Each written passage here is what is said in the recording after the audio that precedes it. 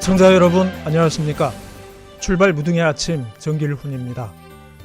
정부가 6월 3일을 대선일로 확정하면서 대선 주자들의 출마 선언이 이어지고 있습니다. 국민의힘에서는 출마 러시 속에 대선 주자가 10명 넘게 거론되는데요. 윤석열 전 대통령 파면 이후 국민의힘에서 처음으로 출마를 선언한 대선 주자가 이정현 전 새누리당 대표입니다. 이 전 대표는 출마 선언에서 제7공화국 국민헌법을 만들겠다고 밝혔는데요. 오늘 출발 무등의 아침에서는 보수정당에서 첫 호남 출신 대표를 지냈던 이정현 전 새누리당 대표 연결해서 대선 출마와 관련된 얘기 나눠보고요.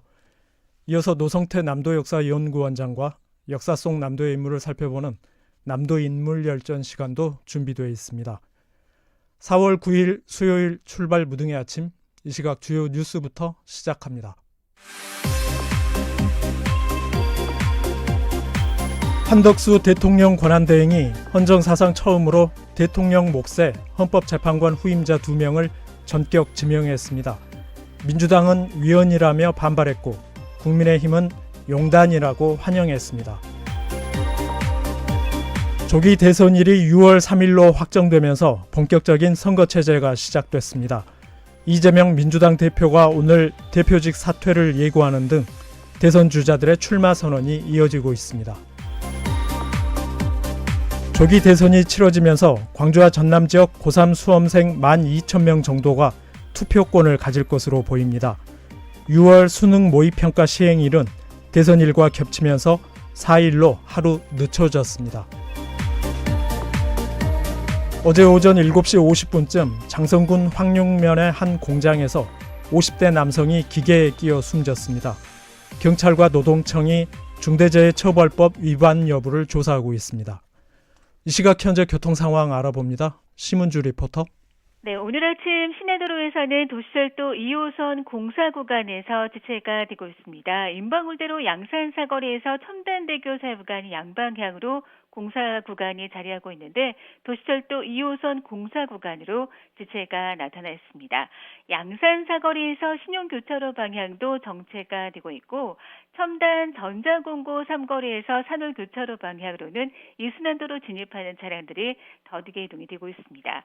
중해공원 3거리 중심으로도 교통량이 많은 구간입니다. 하서로 중해공원 3거리에서 우남 사거리 방향으로 밀리고 있고 박물관 입구부터 속도가 떨어진 차량들 중해공원 3거리 방향도 더디게 이동이 되고 있습니다. 서화로는 하백초등학교에서 박물관 입구 방향으로 속도가 떨어지는 구간이고 지금 중해공원 3거리에서 고속도로 진입하는 차량들도 지체가 나타나 있습니다. 이순환도로는 서광주역에서 서천교차로 방향으로 속도가 떨어지고 있습니다. 무든대로는 상무주공사거리에서 광주어대 방향으로 가는 길 어등대교를 앞두고 서행 속도로 지나고 있습니다. 이 시각 고속도로에서는 작업 구간이 많은 날이고 출근 시간이어서 단거리 이동하는 차량들이 많습니다. 호남고속도로는 출근 차량들이 많은 나들목 사이 구간에서 밀리고 있는데 독립 나들목을 지나온 차량들 순천 방향으로 속도가 떨어지고 있습니다. 산울 나들목에서 독립 나들목을 지나 서광주 나들목까지 시속 30km 미만의 속도로 지나고 있습니다. 지금까지 교통정보였습니다. 올바른 정보, 다양한 시각으로 여러분의 눈과 귀를 열어드립니다. 출발 무등의 아침.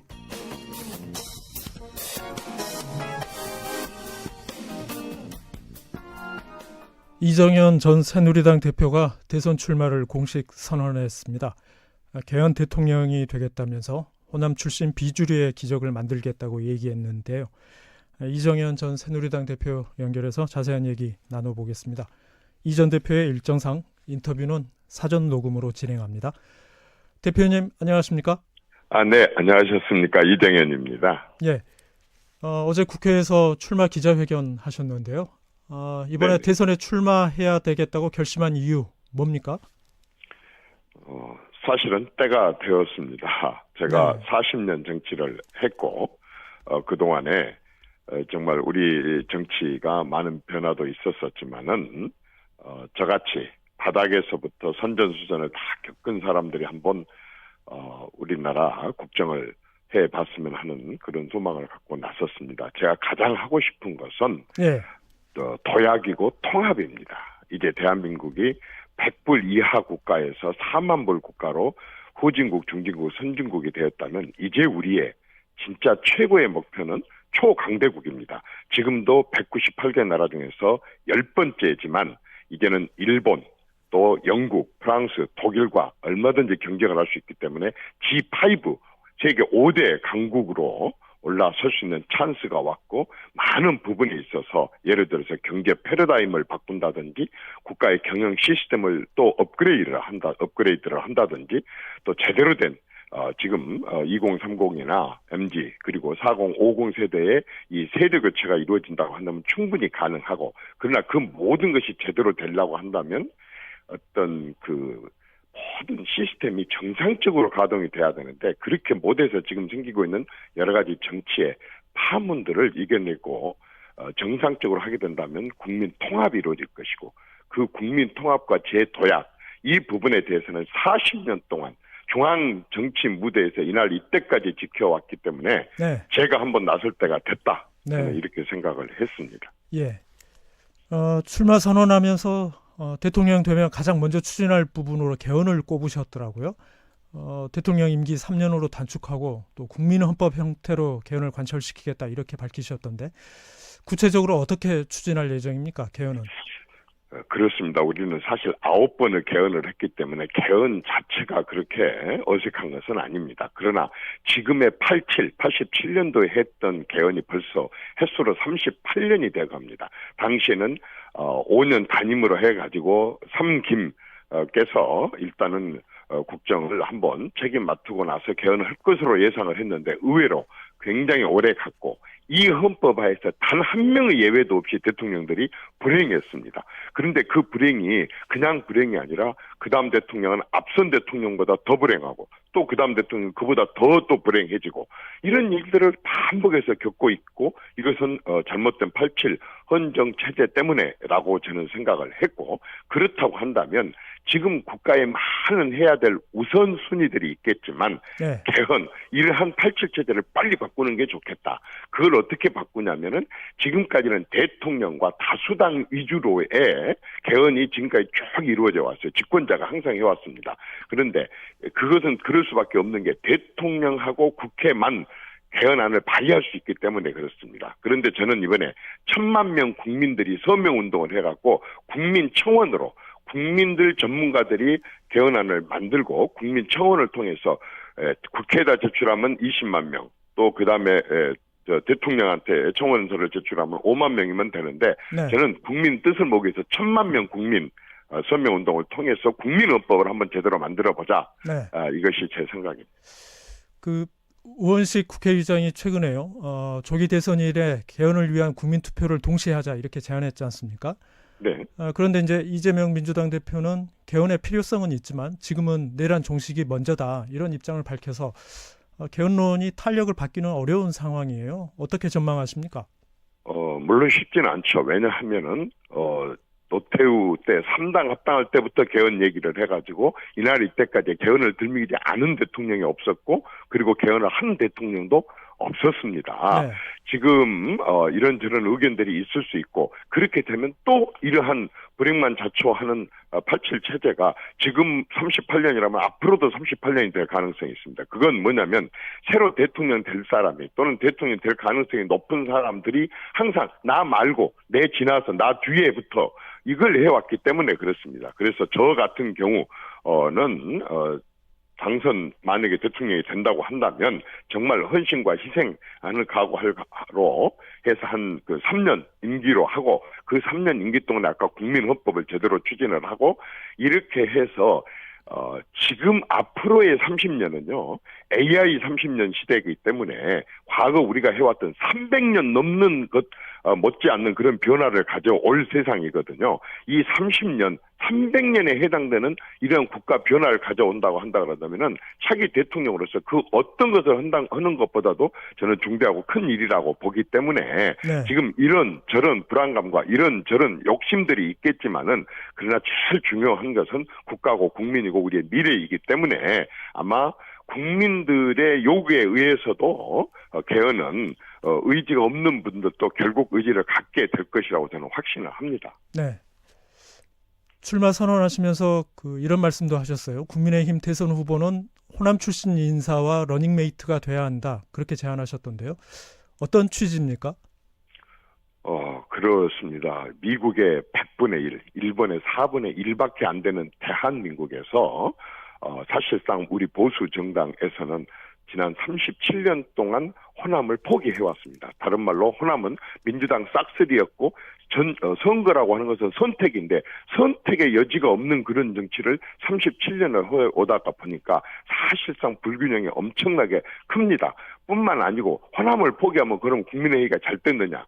호남을 포기하고 하는 그런 쉬운 선거를 하다가 보니까 어느덧 수도권까지 포기를 하게 됐고 그래서 경상도만 땅짓고 헤엄치는 경상도 위주로의 선거를 하다가 보니까 국민의힘조차도 이제는 스스로를 포기해야 될 그런 단계로 이르게 된 것입니다. 네. 그래서 저는 이건 한번 완전히 확 바꿔야 된다. 어떻게 바꾸냐. 우선 집권을 하려고 한다 그런다면 전국 정당에 대한 의지와 확신이 있어야 되기 때문에 호남을 절대 포기하지 말자. 그런데 말로 포기하지 않는다는 얘기를 이날 이때까지 해왔으면서도 포기를 했지 않느냐.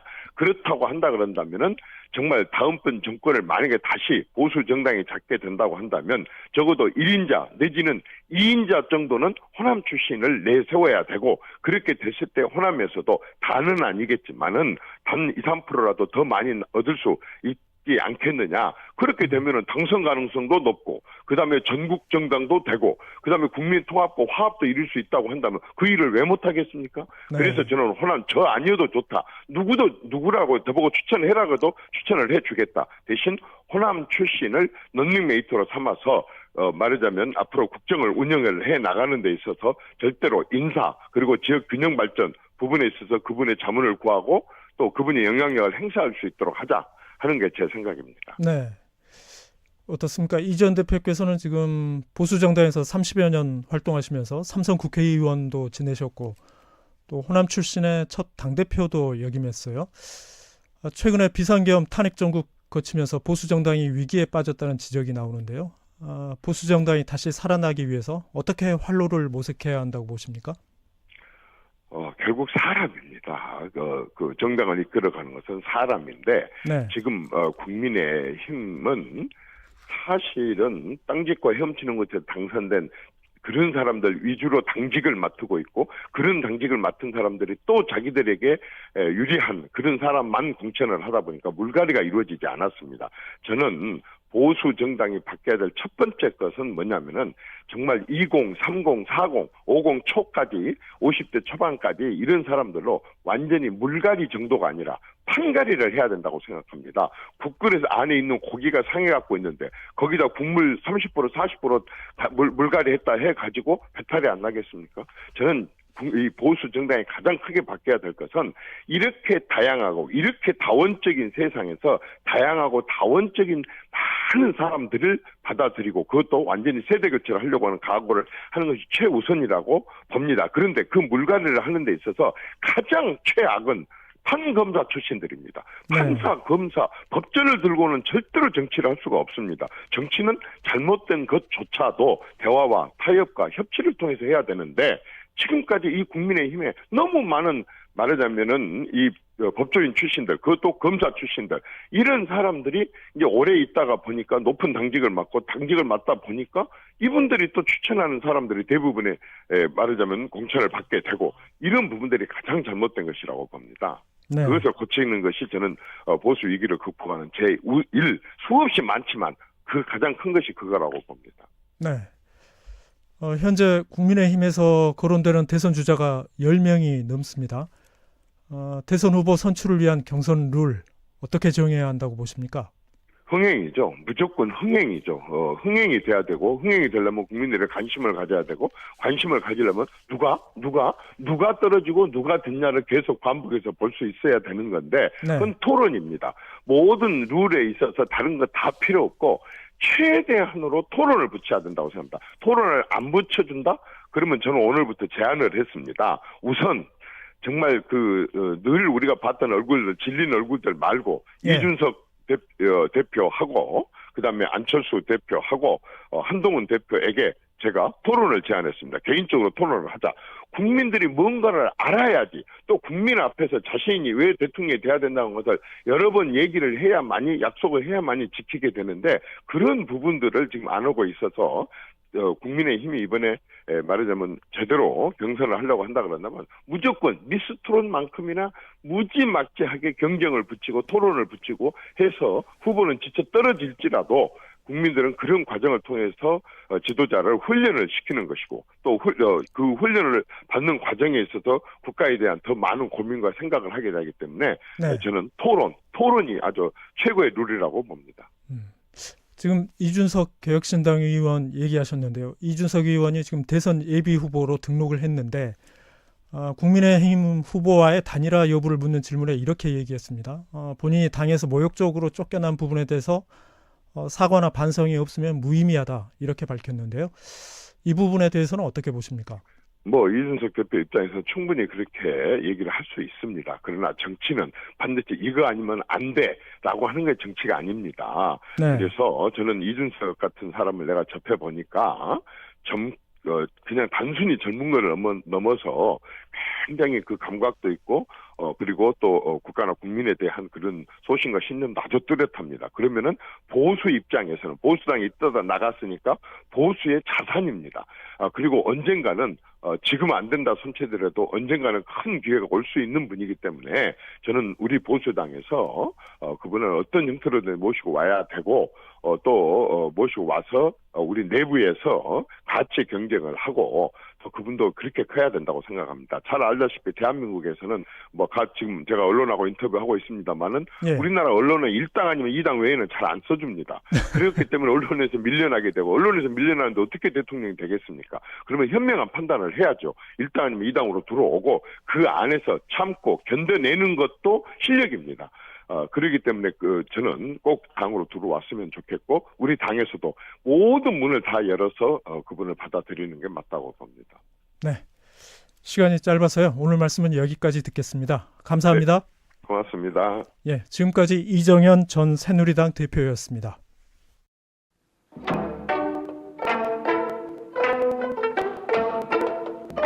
역사 속 남도 인물의 발자취를 따라가는 시간. 노성태의 남도 인물열전.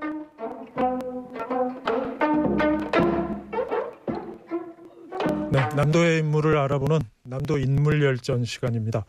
남도 역사연구원 노성태 원장과 함께합니다. 원장님 안녕하십니까? 네, 안녕하세요. 예, 오늘 소개할 인물은 누굽니까? 강주에 이제 이분을 모시는 사당이 경렬사고요. 이분을 기는 도로가 경렬로라고 있습니다. 네. 경렬로의 주인공 정지장군 얘기인데 고려말 애국역태의 영웅, 전설적인 분이시죠. 나주 출신인데 오늘 이분 얘기를 좀 나눠보도록 하겠습니다. 네. 왜구를 격퇴한 정지장군 얘기라고 네. 하셨는데요. 정지장군 얘기하기 전에 왜구가 한반도에 언제부터 출몰했을까요?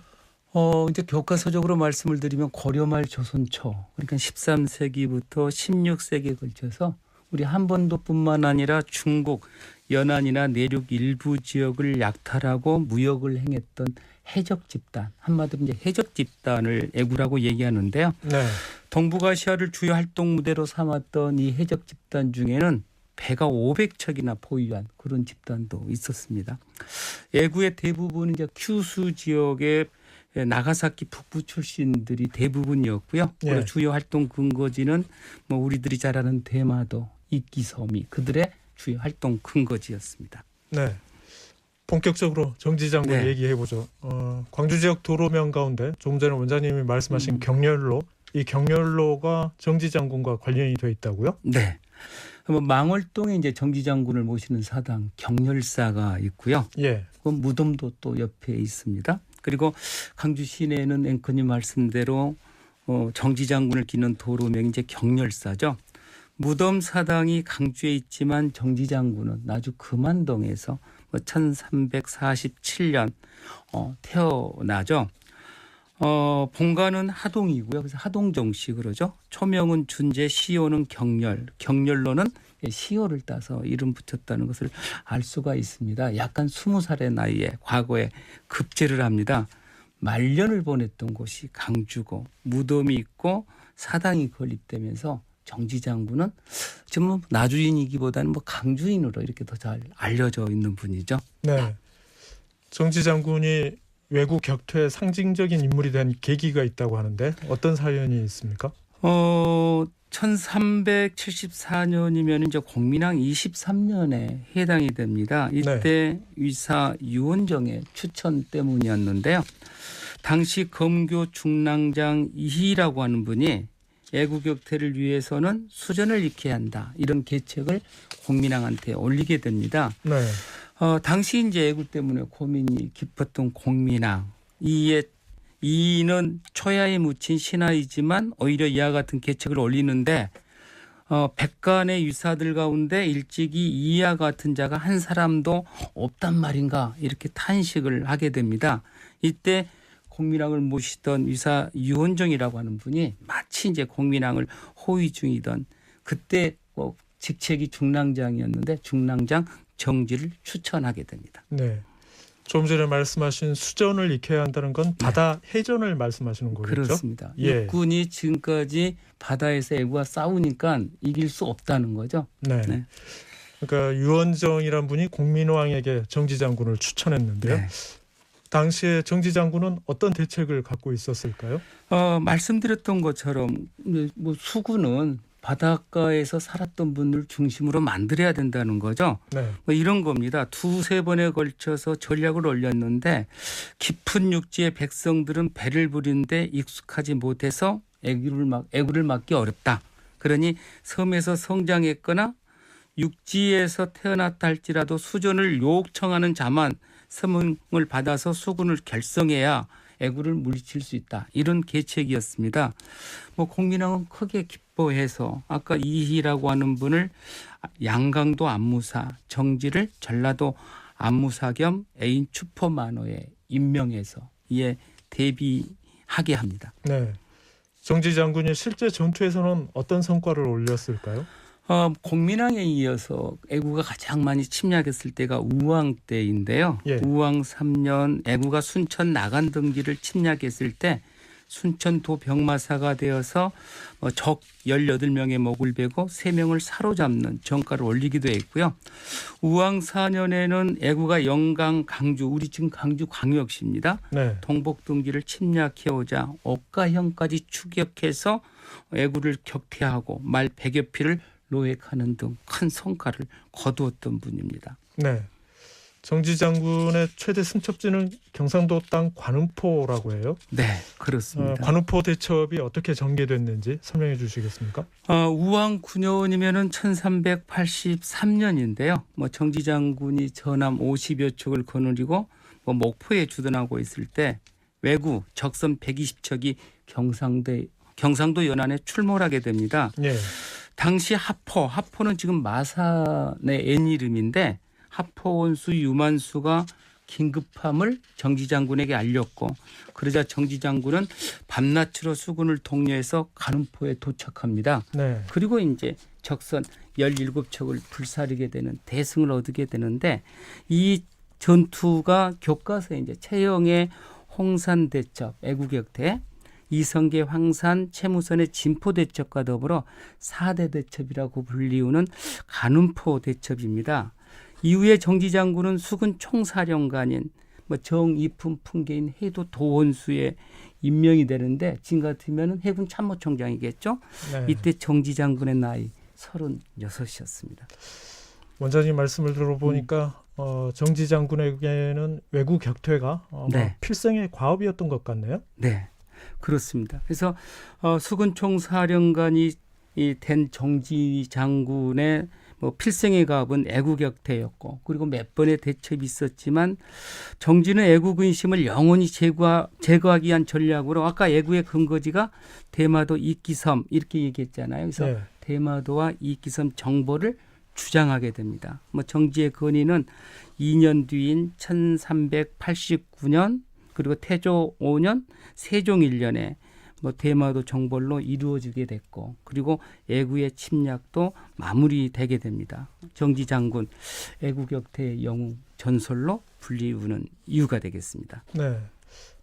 그런 정지 장군이 말년에는 또 실연을 당했다고 하는데요. 어떤 실연이 있었을까요? 뭐 몇 가지 시련이 있었는데요. 뭐 그중 하나가 1390년 90년 윤희 이초라고 하는 사람이 명나라에 들어가서 명나라 황제를 만나서 공양왕과 이성계를 무고하게 됩니다. 그래서 이제 옥사가 일어나게 되는데 예. 아무튼 이성계 세력은 윤희 이초의 무고 사건이 알려지자 연루된 인물들을 체포하고 국문했는데 이때 정지 장군의 이름이 등장해서 뭐 연루가 되어서 감옥에 갇히게 되었지만 형조가 조사해 보니까 지금 같은 법무부죠.